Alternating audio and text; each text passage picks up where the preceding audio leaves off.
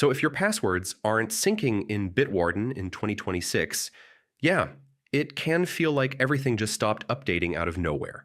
Don't worry though, we're going to fix the sync issue step by step. First, make sure your internet connection is stable and check if Bitwarden servers are online.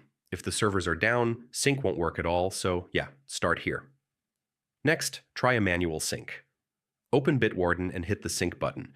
Sometimes it just needs a push to refresh everything properly.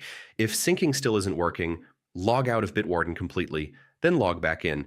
This forces a full refresh of your vault data, and honestly, it fixes a lot of sync problems. Now check if your Bitwarden app or extension is up to date.